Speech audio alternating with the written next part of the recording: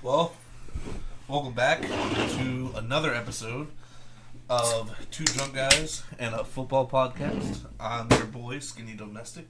And Marcus the Hammer Mary. So I hope you all appreciated that long episode 11. A lot of fantasy talk in there. Didn't realize how long it was actually going to be until we started filming it. Once you get into numbers and rankings and stuff like that, it just takes so long to get through. So yeah, that was a nightmare. Don't worry, these ones won't be as long. Yeah. So today we're just going to really just kind of do a bunch of different topics, random things, just kind of like to actually get to talking and thinking about, we're going to go over some like, is so-and-so a Hall of Famer, talk about the NIL a little bit, try to get a little college stuff in there. It may not be just college football, but NIL is a fun topic to discuss. And then just some like, I don't even random fun things just to go with. So to get started, who's the first? Is he a Hall of Famer? Anquan Boldin. He played 202 games. He had 1,076 receptions, 13,779 yards, and 82 touchdowns.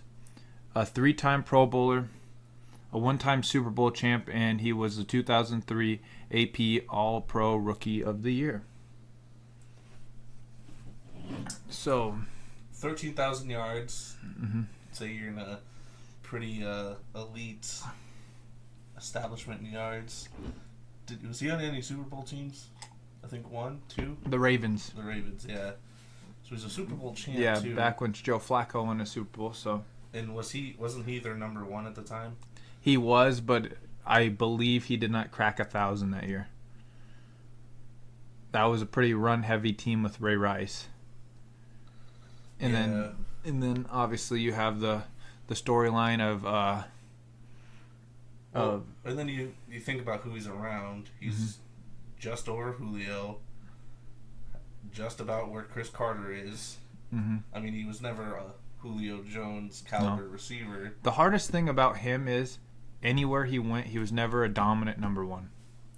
That's true. He would definitely. He was by far. I would say Larry was a number 1. As soon as Larry got drafted the next year, Larry took over that offense. Larry was the Cardinals' offense, and then on top of that, once he went to Baltimore, he was a number 1, but it wasn't like he had like number 1 numbers. Yeah. And as much as I want to say that he has the capability, I think the big thing. Because, like, what is it? Like, you have to have at least a Pro Bowl. You have to have... Yeah. I think he's one of the guys that could get in. Mm-hmm. Definitely not first ballot. Possibly. I don't see first ballot. No. I'm not saying first ballot, but he'd be like one of those guys that's like, it's your last eligible year. Let's get him in just to get him in. Yeah. Because I think, like, the big case to think about is, like, guys like Eli are going to be in the Hall of Fame just because he's... Or, like, I guess here's another one. He's not on any of our lists, but, like, Matthew Stafford. Now that he won a Super Bowl, he's probably going to be a Hall of Famer. Yeah. Like that Super Bowl. Has Anquan Boldin ever been the best at the position? No. Now, granted, he's probably, I feel like that early 2000s to up to now is the peak of I think nowadays wide receivers. They're not just doing I don't know. I feel like it's gotten softer. Like, you don't, like, the whole, like, Edgerrin James thing.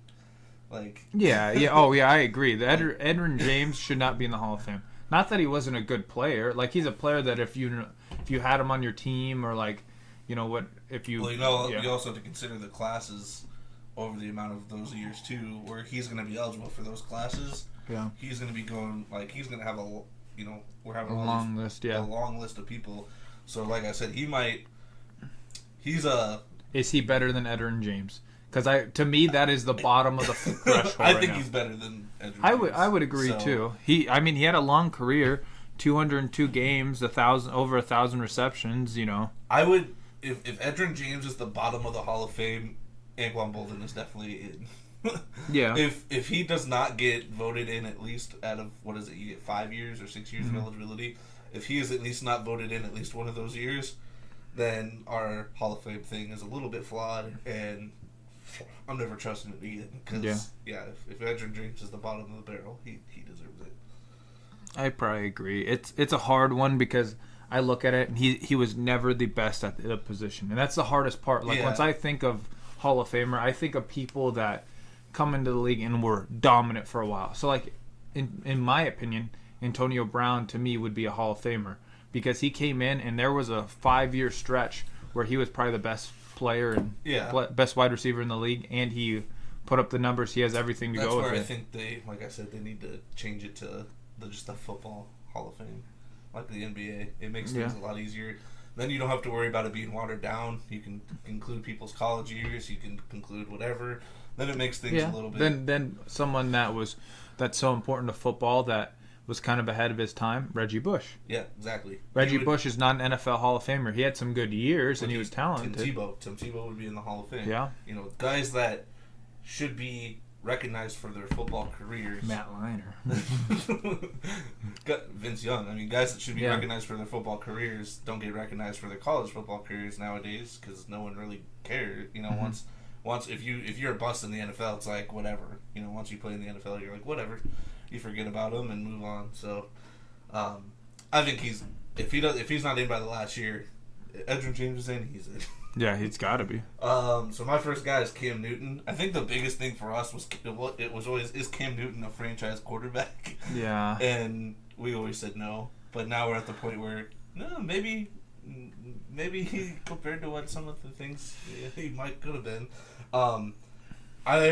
Cam's got the MVP. That's the big kind of holdover that I think that he's got. He's got. He wasn't a great passer. It was very early. I mean, his rookie year, he threw for over 4,000 yards. Had 32,000 passing yards, 194 touchdowns, but then, he had his legs. And I think that's where that kind of gets him that dual threat quarterback spot where I think he's gonna get that. I think, for me, if you have an MVP, you're an automatic bid to be. Because, like you said, were they ever the best? Well, if you're an MVP, you were probably the best at the time. For granted. Hey. If you were an MVP, you were probably... Okay. All right. Matt Ryan. Is Matt Ryan a Hall of Famer? Oh, gosh. Yeah, exactly. So now we got the... now you're starting to double... Now you're starting to think... I say Cam's so borderline for me. But I would probably say no. Cam Newton had a couple really great years, but Cam Newton, besides the year that he took them to the Panthers to the Super Bowl and lost to the Broncos, besides that, I really wouldn't say Cam Newton was ever a top 5 quarterback. Yeah, he had the MVP in 2015. He had 30. I guess it was very looking at his overall never really broke over 25 besides 1 year in touchdowns, I think, as a quarterback. That's hard, though, too, because you can't just look at him at face value Cam Newton had 200 touchdowns and 120 interceptions. Yeah, all I know is he averages 218 yards per game. That's better than Jimmy G. Well, there you go. But I just don't... His rushing is really what kind of, helps him. He had 5,600 rushing yards. How many touchdowns did Cam have? 75. So he had 75 touchdowns. How many passing touchdowns did he have?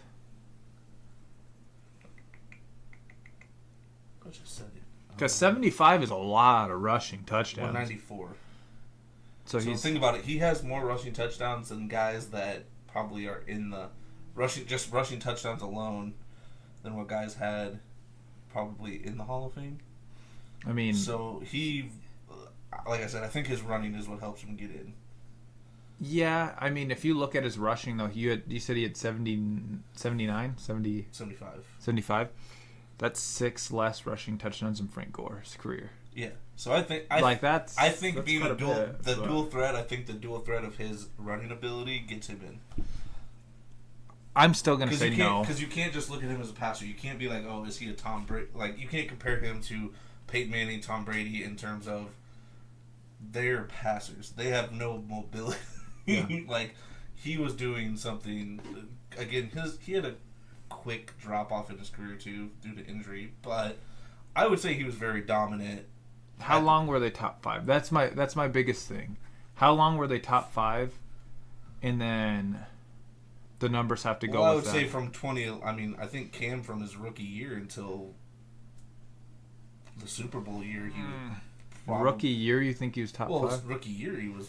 Well, it was one of his best years. Yeah, he was. I would say from that 5-year stretch, I'd say was his like peak performance. Yeah. I mean, he was doing. Let's see here. Hold on. Passing. Oh, 1 second. So is.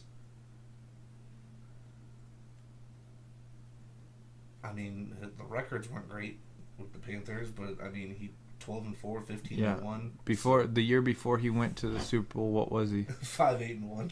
And I think they made the playoffs actually that year, and then they just kept winning. But yeah, he's borderline. I think he gets in, just because again you can't compare him to the same type of quarterback as Peyton. Mm-hmm. He's got that dual threat ability. 75 rushing touchdowns at the quarterback position is insane. So I think that gives him over the edge for that. I would say no. I would honestly say no, just because I feel like the Hall of Fame, you need to be good, and you need to be good for a extended amount of time. And to me, Cam Newton was not. He was good, but he was never great, except for one season, the Super Bowl season. He was probably the best player in the National Football League. But besides that, I mean, to me, I just feel like there were other quarterbacks there were other players at the position at the time that I would rather take, and I would still rather take, that outplayed him. Like right now, do you think Mike Vick's a Hall of Famer? Well, I'm a big Michael Vick fan, but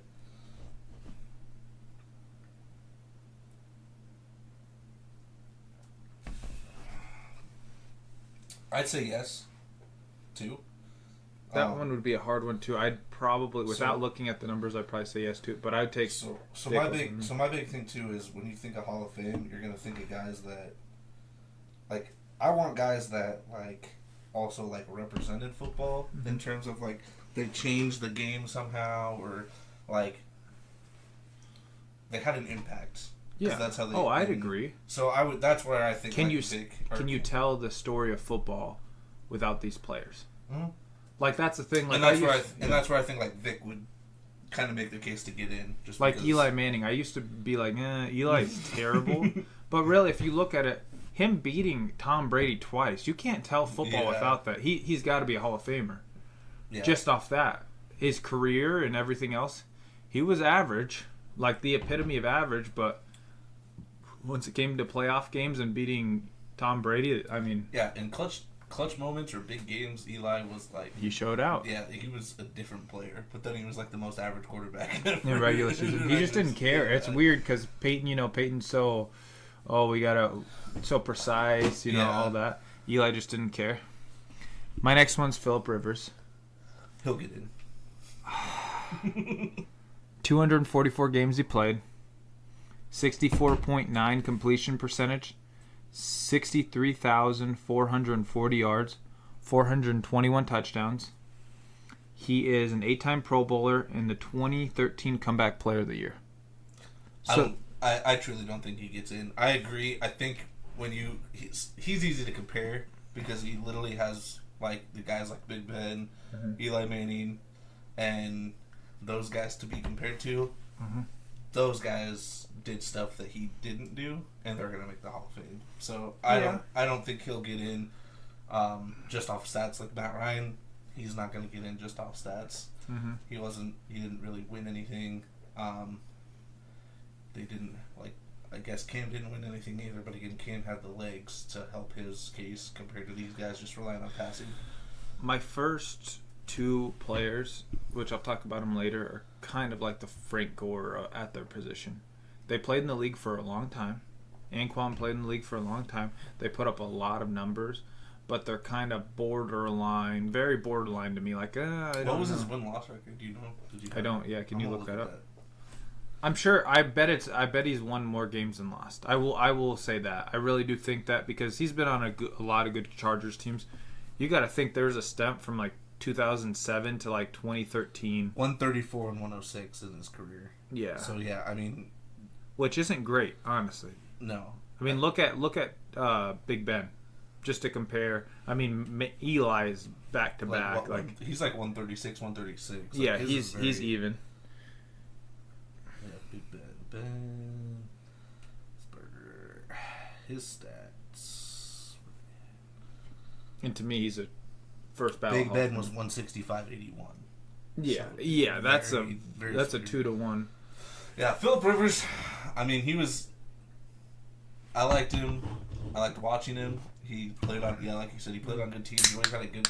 He literally, him and Justin Herbert are literally like. Justin Herbert's pretty much, I think, a better version of him. They're on great rosters, but will they ever get it done? Probably not. Probably not. I mean, right now you're in probably one of the toughest divisions in football. Yeah. Which doesn't help, but. Phillip Rivers is always going to be known for two things: his whack ass sidearm throwing motion. Yeah, and his 10 kids that he has, which I think they just announced that he's having his 10th kid. That's going to be Phillip Rivers' legacy. He was a good player in the league. Like he's like someone like that. In 5-10 years, we're probably not going to think about Phillip Rivers. Probably not. People are always going to think about Tom Brady. I think people will think about Eli Manning. I still think people will think about Big Ben. But Phillip Rivers kind of gets lost in the shuffle just because of how good that quarterback class kind of was. You know, you have two first ballot Hall of Famers more than likely in that quarterback class. Plus, you had players like Matt Schaub and stuff like that who were decent. Yeah, he's gonna get overlooked. Yeah, he'll probably end up getting on a ballot somehow, but I don't think he ever officially gets in. Yeah, maybe if his name gets thrown in there. So my next guy is Jamal Charles. I think he's a Hall of Famer. 4-time Pro Bowl, 2-time All-Pro. So the biggest thing with numbers compared to like when you think of like running backs, he's only got 7,500 rushing yards, 44 rushing touchdowns. Really? Yeah. What's his receiving numbers? Receiving yards is 25, so just under 2,600. So you know, he's got 20 receiving touchdowns. But the biggest thing is I think he has the highest rushing yards per attempt ever at 5.4 for a running back. So he went under 10,000 yards. Yeah. And so he barely breaks it, or he barely breaks 10,000 yards with total yards. Yeah. He's just over. Compare him to Darren Sproles for me, if you could do that.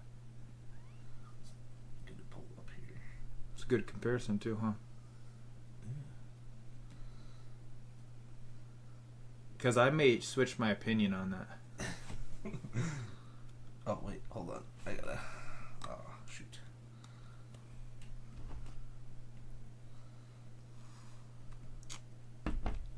Because I thought he was more of... He's a dual threat guy. Yeah, I knew that he was, but I just thought he was a better rusher than that. Because he was in the league for a decent amount of time. Yeah, for like...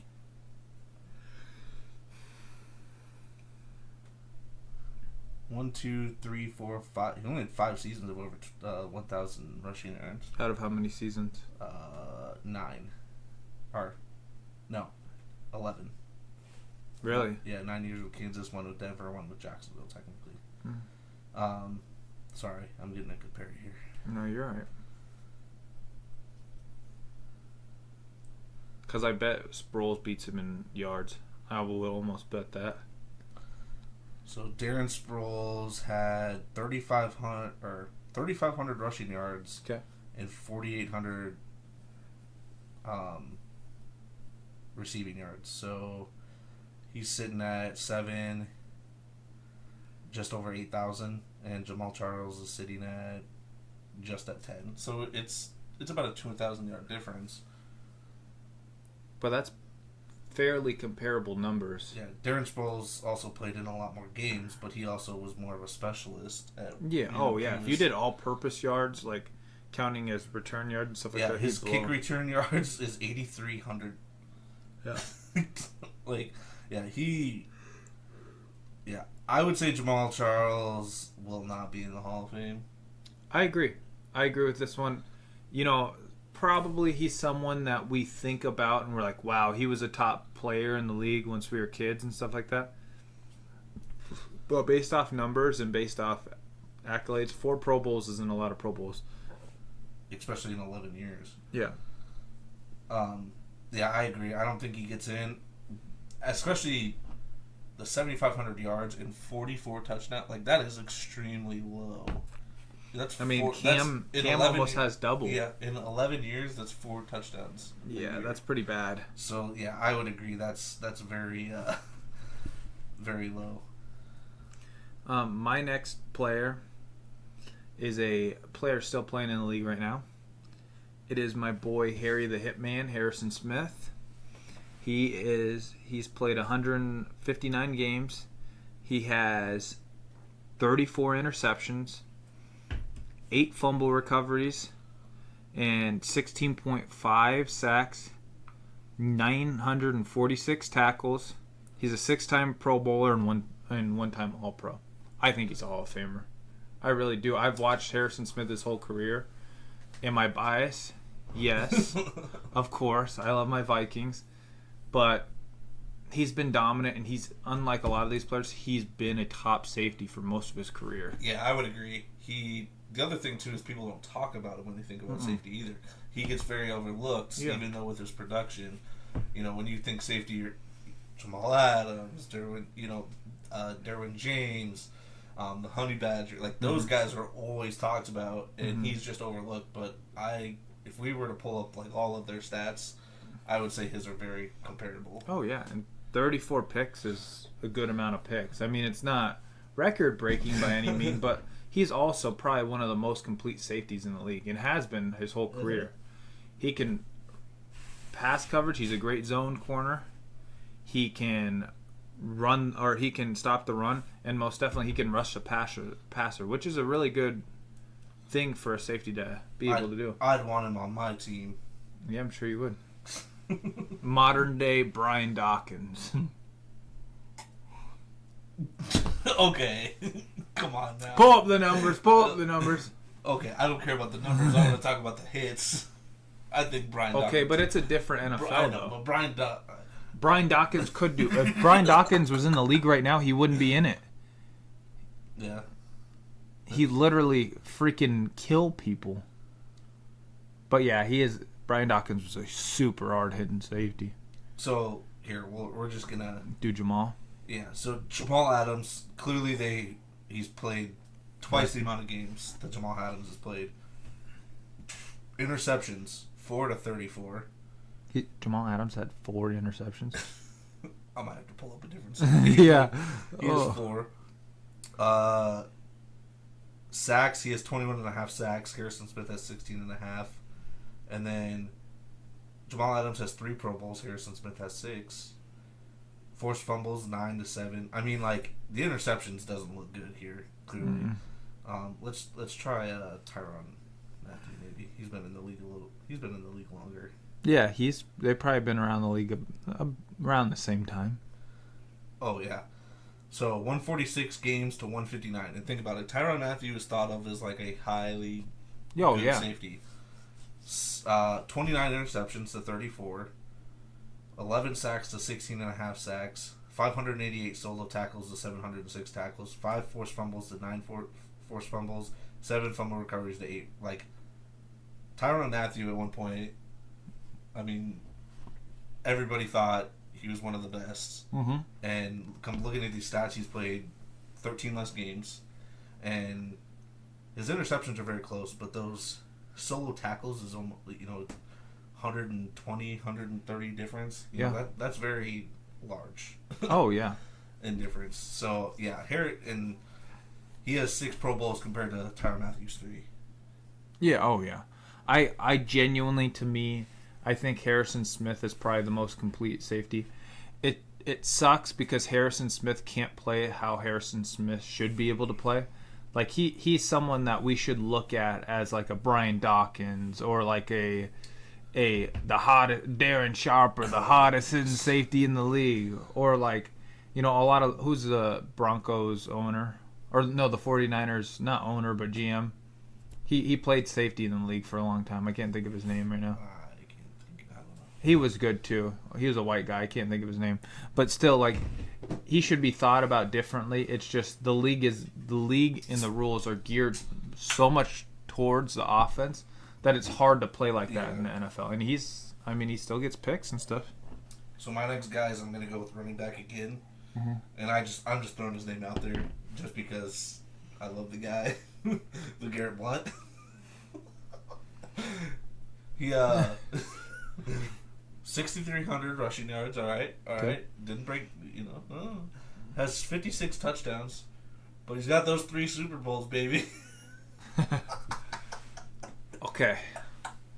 This is a complicated one to break down. Coming into the league, bust. I think he was a first-round pick once he came into the league, I believe.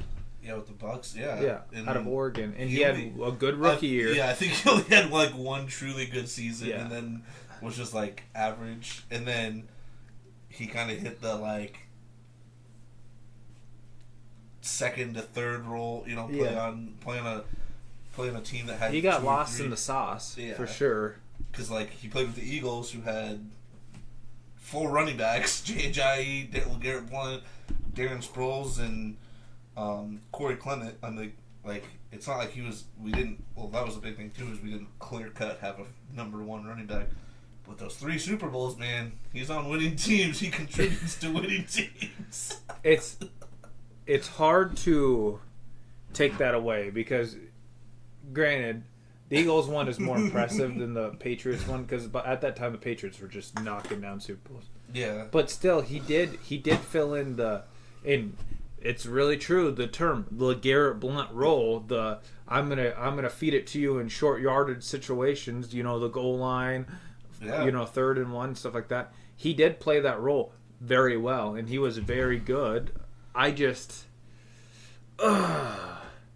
do Super Bowls matter to other positions, though? That's the hard part. That's what you got to break down with this. I think so. I mean, they can. If 1 Super Bowl, okay.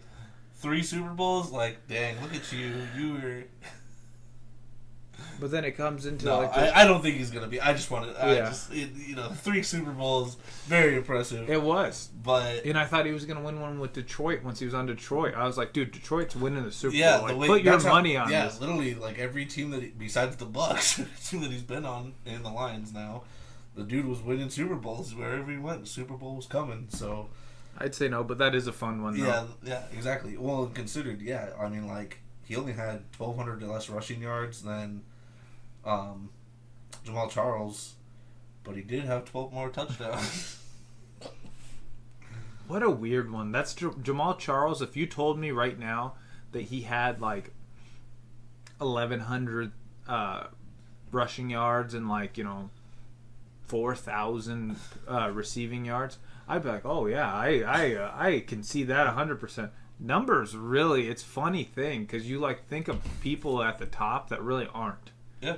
He's someone that gets so much more credit and someone that people think about way better than he really was. Yeah, because I remember he came out of the Chiefs after like when they were bad, back when the Chiefs were bad, and he was like their only offense. Oh, he was. Him and remember Dwayne Bowe? Yeah, which makes his 5.4 yards attempts, per carry a little bit more like, damn, that's impressive when But you also have to think again, he was like their only offense at the time, so.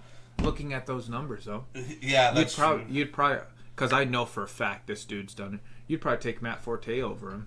Oh, probably. Players that are comparable in skill sets and stuff like that, but I don't know. Interesting. That one. That's a fun one actually. All right, my next guy. It's a controversial guy because the numbers don't lie, but it's Frank Gore. He's had 241 games. He has 3,735 rushing attempts, for 6,000 even, or 16,000 even rushing yards and 81 touchdowns. He's a 5-time Pro Bowler. No. You tear your ACL, you get 2 ACL tears, and you still put on 16,000 rushing yards. You're it. You did something that nobody expected ever in your life. The dude would just not stop playing. I know. I am surprised that he actually retired. I am too. I really am. I thought he would come back. Him and Adrian Peterson, dude. They just will not stop. They're just like, give me a contract. I'll play for $300,000 if you just. Well, you have to think about. He tore his ACL in college. Yeah. So this is back when like coming back from an ACL was still like a, can they even do it? Yeah. And it wasn't until AP that changed. Yeah. So can they even do it? And then he's able to go. He tears his ACL again, and he could play 20 seasons, 16 seasons. I don't remember. Oh, too many fucking seasons. What he did. And still, but puts up 16,000 yards just from tearing two ACLs. He deserves to be it. The man loved football. He was like, I'm gonna do it, but he won't. He logically won't. He, compared to the other guys that are on that list, didn't do anything significant, really. He's just a productive player. He came in, he did his job, he went home. Yeah, he was never top 5. Yeah. No matter what anyone says in his whole career, maybe he was getting close to the 5 or 6 turn, but I don't think he was ever top 5. Yeah, no one ever was like, oof, I want Frank Gore on my team, to be the. Yeah, I agree. It's a fun one just because of how many yards he has put up in his career, but he's kind of like the Phillip Rivers and Matt Ryan, guys that have put up the numbers. And Quan Bolden, players that are just very productive. Probably won't get in. So, I would definitely agree. That one, I want him in just because of the 2 ACL tears. That's impressive to come in. It is. Put two decades onto your broken up knees, redone knees. It just doesn't. That one doesn't make sense. What team was like, here, Frank Gore, keep taking the ball? Like they're like, you know what, Frank? We know you're old. We're gonna get you. And the thing is he finished right at 16,000. It's like he knew when to fall down. Yeah. Just like, I need 2 yards, coach. 2 yards. 2 yards. Just give it to me. And then I'll be done forever. Just. He was like that. That was the best that the Colts could give Andrew Luck. That and freaking a broke down freaking what's his name? The guy that used to play for the Texans, number 80, the wide receiver. He was old as hell back then. He was really good. He was like a top wide receiver. I can't think of his name right now, man. Are we talking about the guy that punched a dude? Yeah, Cortland Finnegan. He punched him. Andre Johnson. Yes, thank you. Like that's like the Colts were like, you know what? Andrew, we know that we haven't given you any offensive line. But here's old ass Frank Gore, and here's end of the road Andre Johnson. Here you go. Yeah. No, don't get hurt. No, don't. Yeah. Yeah. Shitty offensive line. Yeah. We're gonna try our best here. So my next guy is a guy that probably nobody talks about anymore. Like when I thought of this dude, I was like, holy smokes! I don't think I've heard his name in years. Brandon Marshall. Yeah. He was really productive. He was 1, 2, 3, 4, 5, 6, 7, 8, 1,000 yard. Out of how many seasons?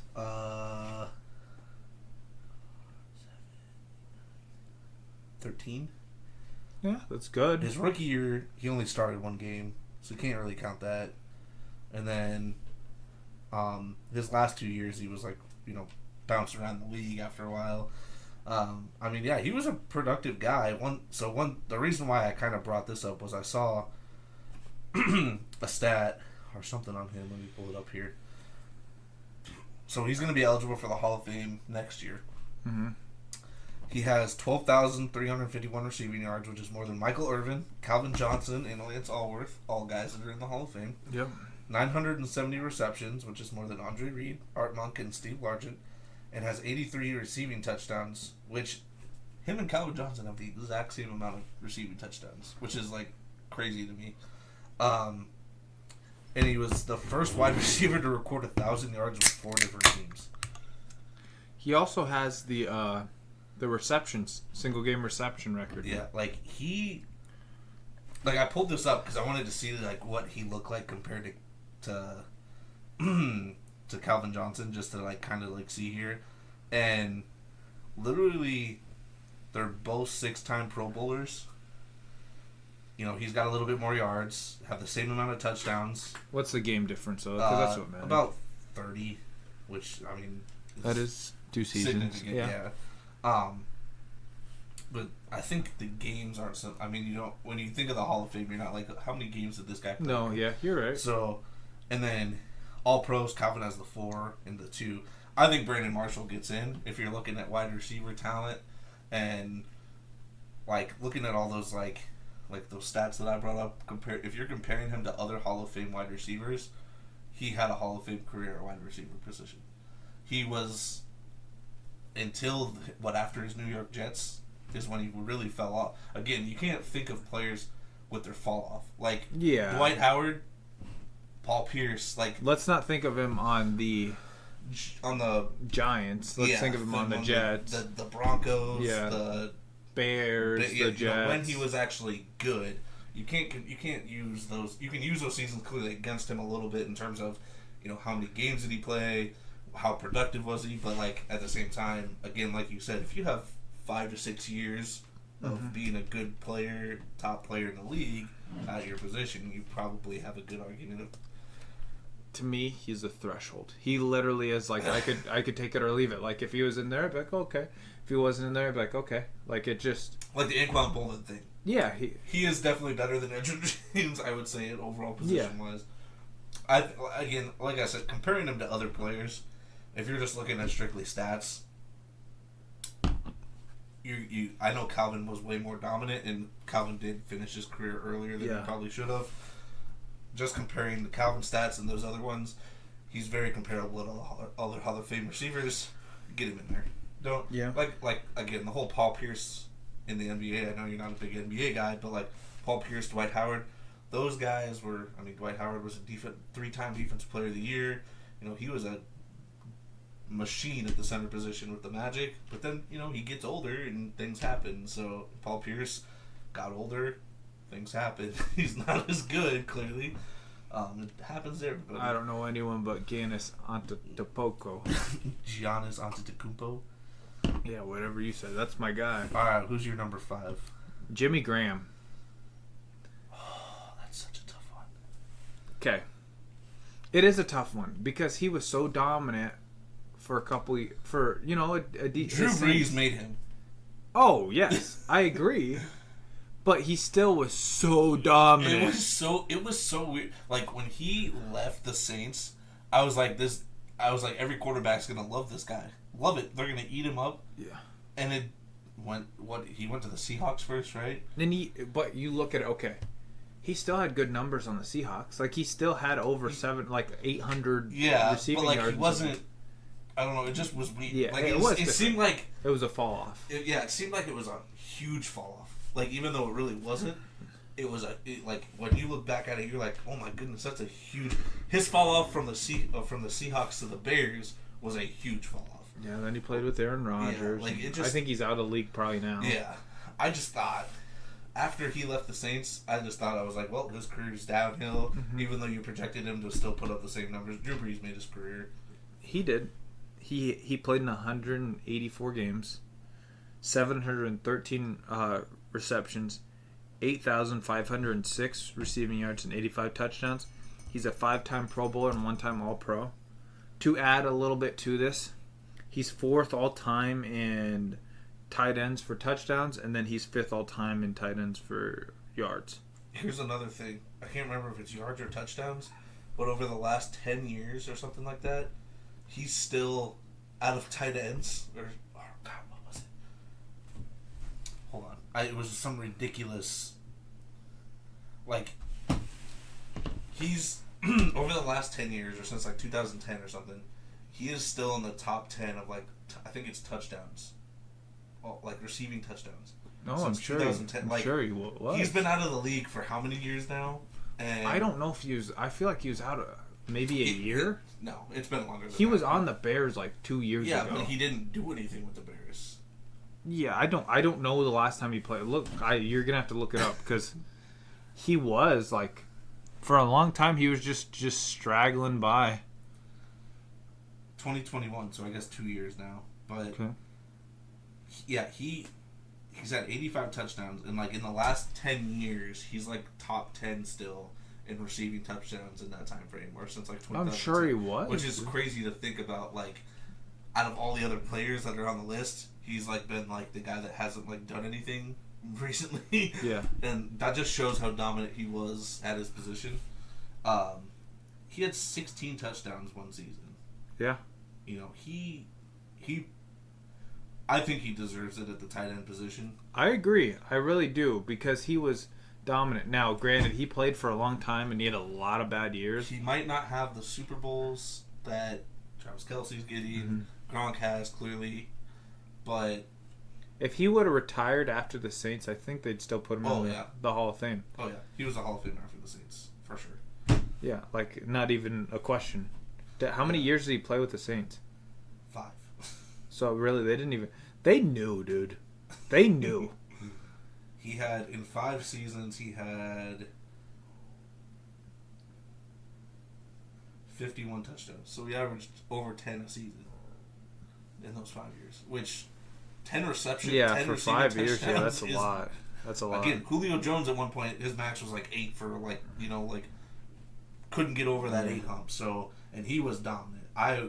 And think about this. He didn't start his rookie season. He only started 5 games, and one season he only started 9. I think injury, or something like that. So like he didn't even play all. None of those seasons he played all 16 games either. I think the Saints knew, because I remember thinking it was weird that they got rid of him for how productive he was. And then the Seahawks, he had 2, 6, and 10. How many receiving yards did he have on the Seahawks? The Seahawks? Yeah. So in 3 seasons he had just about 2,000, just over maybe. So 700 a year, which is good for a tight end, really. And honestly. then with the Saints, in the 5 years with the Saints, he's sitting at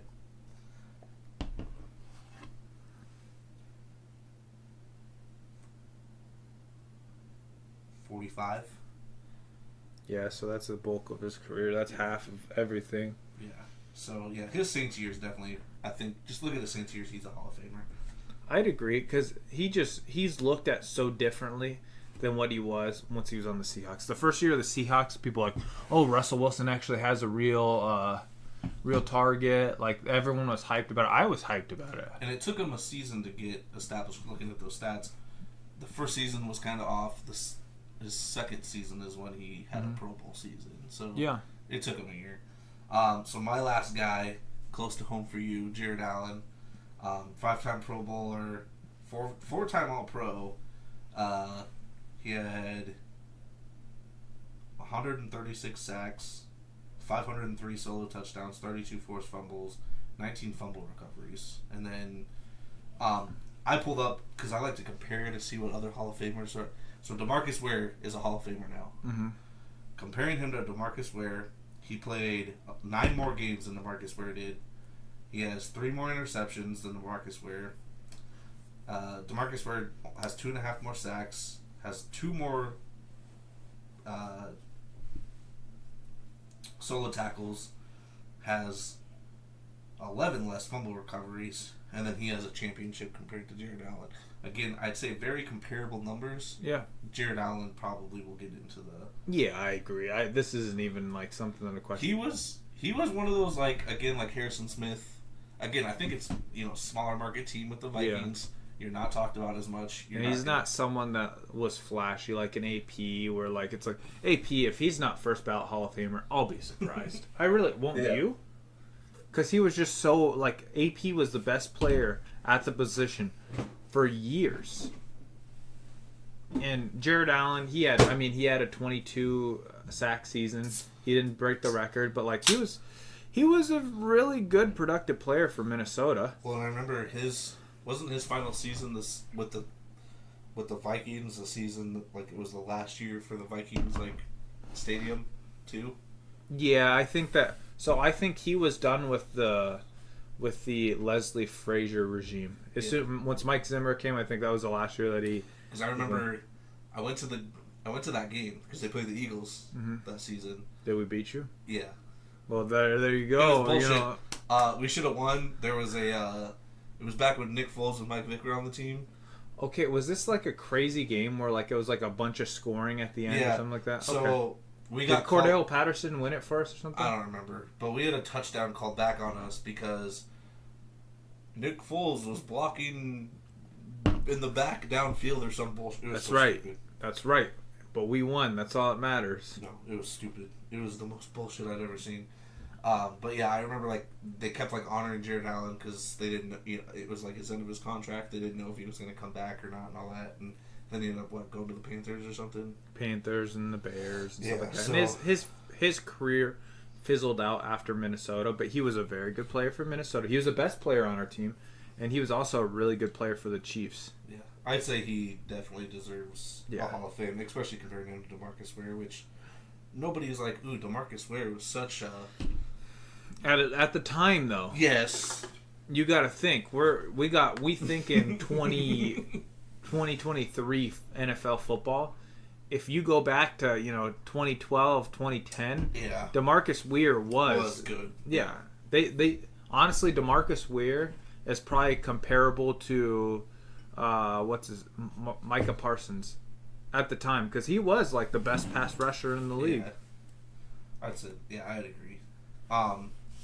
So with that next topic, we're gonna go to the NIL for just I know it's all of NCAA, but NIL, especially for NIL is going to impact the large top revenue sports, which are football and basketball. NIL is something that we're going to, college athletes deserve it. In my opinion, I'd agree. I would agree. I definitely believe that. So, going to bring out my education here from this, because we talked about it a lot in my master's program. Yes. Because I was in my program. There was a lot of like D3 athletes, clearly, at Upper Iowa, and then. So are they? So you're gonna have to educate me because I know what it is vaguely, but I'm not 100%. So what the NIL is, so any player can. The biggest thing is you can get paid. But strictly off sponsorships, correct? Like off of your name, image, or likeness. So like if you wanted to go and sign your name, do autographs. Stuff Johnny Manziel. Yeah, you could make money off of that now. Or like if a company wants to sponsor you, like let's say like Hy-Vee wants you to come in and do a commercial. You could do that now. You can get paid for that. The biggest thing with the NIL is it has to be something you can only take the money is if you actually do something in return. So like Hy-Vee couldn't just give you the let's say $2,000 for the say you did the say it's for a commercial. So you'd have to be there. You actually have to do something for it. Otherwise, it's considered a gift, which in the NCAA is still technically illegal. Mm-hmm. So even though. So this is like the NCAA rules are just so crazy in terms of just anything.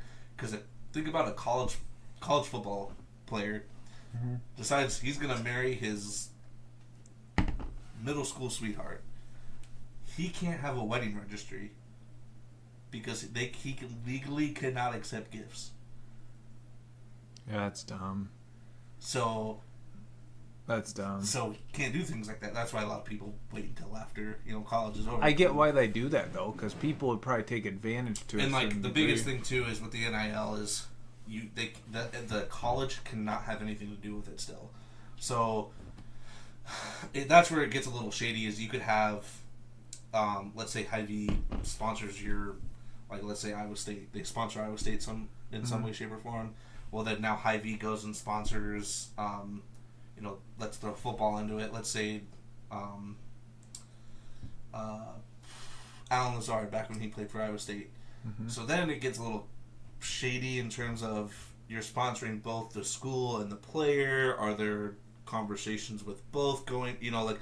Is it intermingled at all? Like, there's a lot of gray area with it, and it's not legal in every state. So that's where it gets tricky with. So is it legal in Iowa? Actually, I don't even know.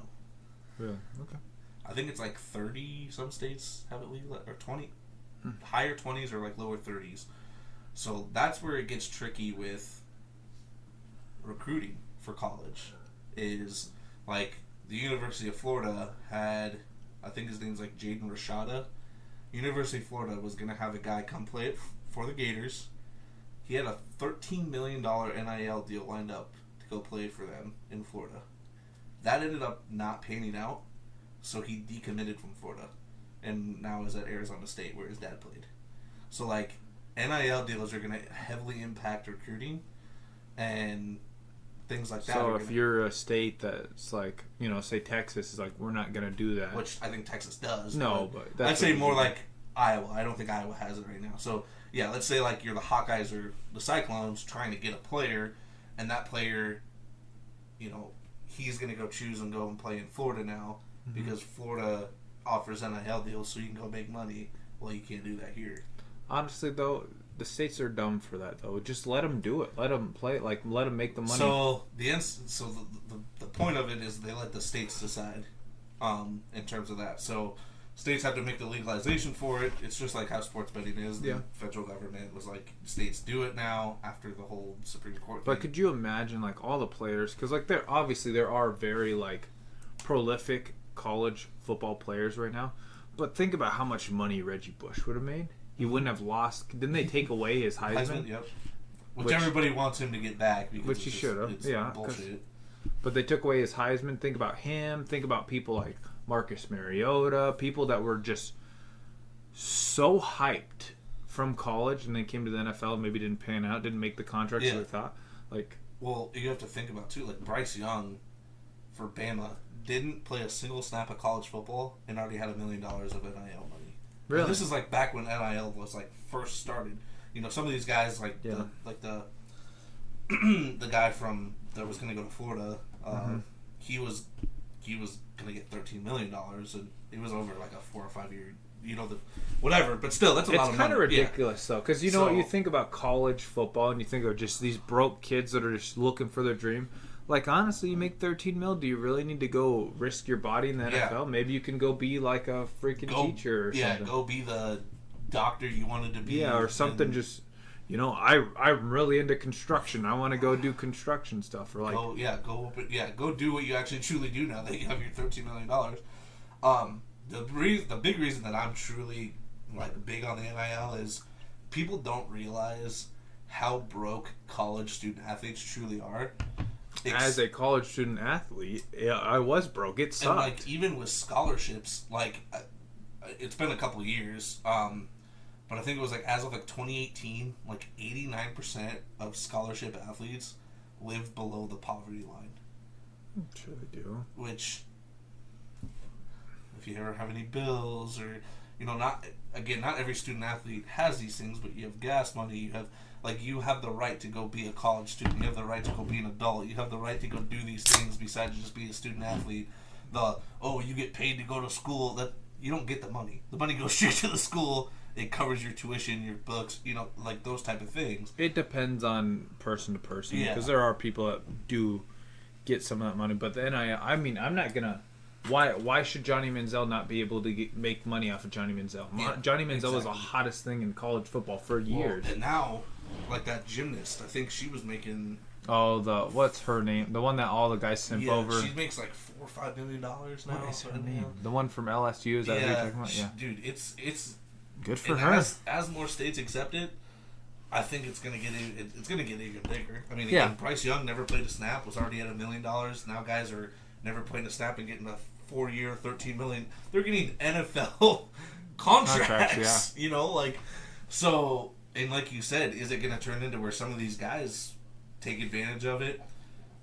Question: do I even really want to go play? Maybe go be a first round pick, and take that money plus your first round, because top 5 you get fully guaranteed contracts at $32 million. Well, like once we had Solo on here, the commitment from high school to college, huge difference in commitment. College football is a way different beast. Then you get from college football where you're a student athlete because you're a student half the time, then you're an athlete. Then you go to the NFL and you're full-time football. Could you imagine doing nothing but working out and then working on your craft, like that's all you do, that's a lot of work. Yeah. So it'll be interesting to see how the NIL goes. Again, I support it. I think people deserve to make money, especially if you're like, and like, oh, it's not fair for all the lesser known people. Well, there's over 500,000 student athletes. It's not going to be fair for everybody. Yeah. It's not fair in the world for everybody else. Not everybody can get the same job as you. You know, you gotta. Not everyone's Reggie Bush or Johnny Manziel. Yeah, exactly. So go make your money. So now for the fun ones here. We just wanted to, because you know we're a drinking podcast. We're just gonna name some players, and how many beers we think it takes for them to get drunk. And then we were going to go, like, 3 dudes that we would, like, either former or current NFL players that we would, like, just, you know, guys' night out. Us 4, who would we want to go out with and just party it up and have a good time? Mm-hmm. So my first guy for beers is I put Vince Wilfork because I think deep down everybody wants to know how many beers this guy probably takes to get drunk. And we're talking back-to-back, right? Yeah. I'm putting down a full 18-pack. I think it's going to take 18 beers to get that man feeling good. It's a lot of beer. He is a big man. He is. He is a big man. I'll say I'll be a little bit more conservative. Maybe a solid 15. 15. Because 15 beers, if I watched a man just down 15 beers in front of me, I'd be scared of him, really, honestly. He is such a big man. And the thing is he definitely, with the 18 beers, he'd be eating barbecue with it at the same time. Oh, yeah, he'd be like, packing down the fucking ribs. He'd be wearing his overalls and his cowboy boots. Oh goodness, yes. My first one's Jason Kelce. I feel like Jason Kelce, that's a man that could drink beer. I feel like, to me, Jason Kelce could at least, I say 14 beers. 14 beers, yeah. What do you think? He's a little bit older.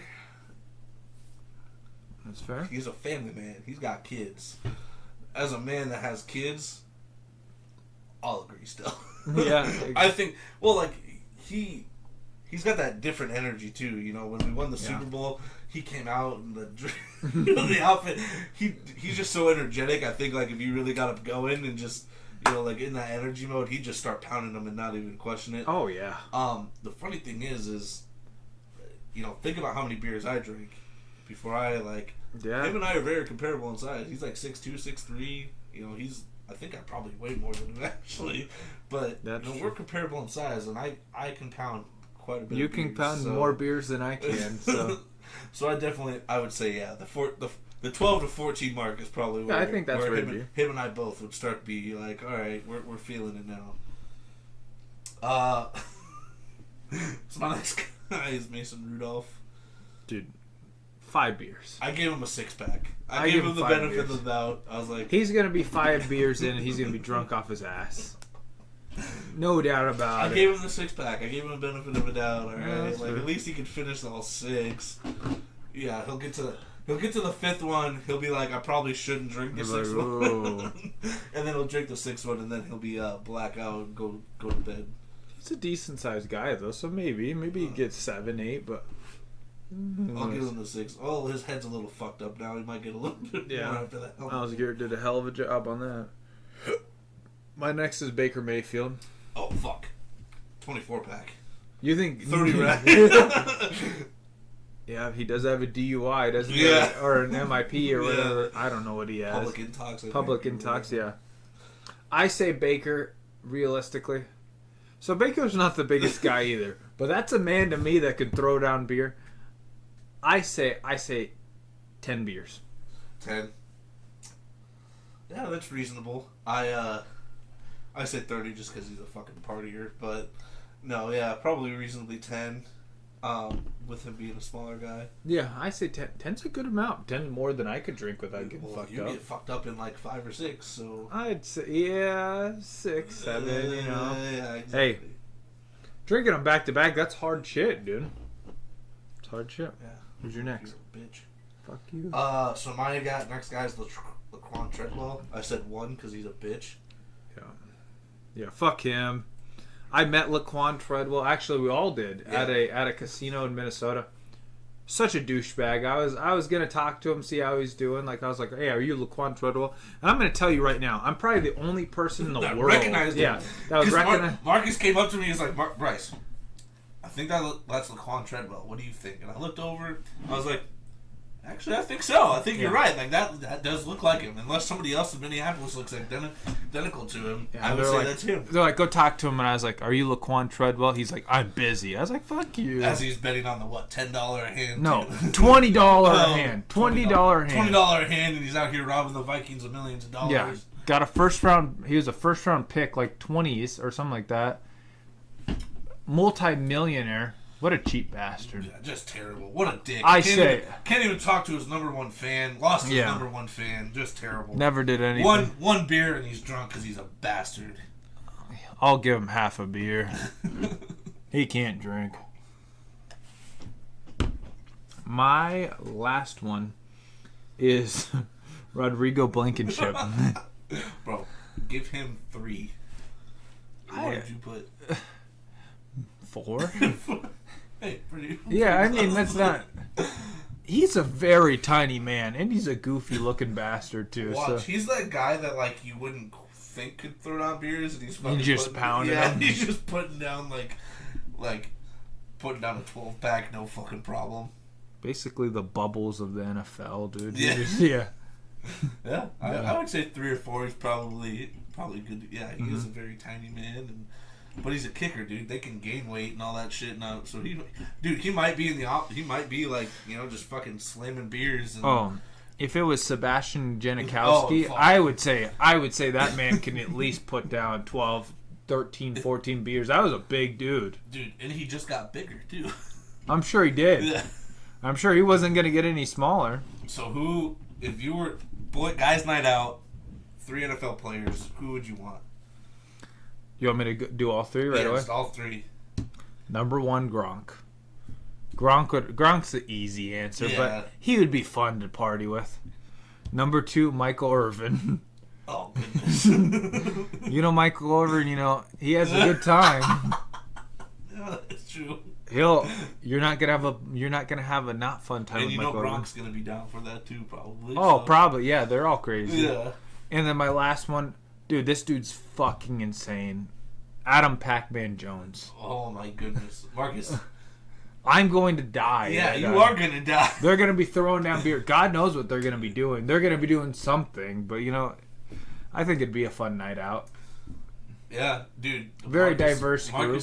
Marcus would have to have someone be pumping my stomach. Yeah, EMT would have to be standing on call or something because I don't think you'd be able to handle those 3. No, oh no. It'd be like the first hour in, and Marcus like, I'm done, guys. Yeah, big. So I went with Marshawn Lynch. Okay. He's like that laid back, get the bottles of Hennessy going, that type of shit. He's like a hen. Then I got Pat McAfee because McAfee's just a fucking wild dude. That's true. That's a good one. Yeah, he's just a fucking wild man. That's a good one. And then I had to think about, all right, who can fit that? Let's lay back, drink some shots of Hennessy, just chill a little bit, but then get to the Pat McAfee level. Yeah. And I put Gardner Minshew. Dude, that's a good one. Yeah, that's a good, I really think good for you for Gardner Minshew. Yeah, I got a good mixture there. I was like, the pregame, you're kind of laid back, you're chilling, and then you get out in fucking public, you're just ready to go with Pat McAfee. Gardner Minshew at any point can just switch the on and off too. Yeah. And then Marshawn Lynch is going to be in the fucking VIP section the whole time, just chilling with his bottle of Hennessy. And you'll know where he's at all the time. That's true. Mine, everyone's going to be blacked out. Yeah, with exactly. Like, everyone's going to be fucking on, Fox News. Yeah, you're going to be sitting in your chair spinning, like, Yeah, I had to make sure it was, the perfect, That is a good group. Guys could go together. I love the Gardner Minshew. Yeah. That's a really good one. I feel like he'd be a fun time. Oh, yeah. Oh, hell yeah. Yeah. Yeah. Ladies, man, Marshawn Lynch would be, drinking his freaking Henny, eating Skittles, and being like, yep, I am beast mode. Yeah, exactly. And then you got the handlebar, you got the mustache coming in, and he'd be pulling all the bitches. And it's true. Then Pat, Pat would definitely be bringing in the other forms of fun time. So yeah, I'm sure he would. So, but all right, well. that was a good fun one. Yeah, that was a good Just little controversial things with the Hall of Fame. Let us know what you think about some of these players or other players that we didn't talk about. There's other guys we contemplated, like Andrew Luck. Are they going to give him the pity Hall of Fame? Because he was going to be arguably behind Patty Mahomes, was statistically the second best quarterback in the league.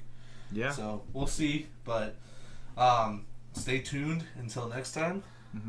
Like and subscribe.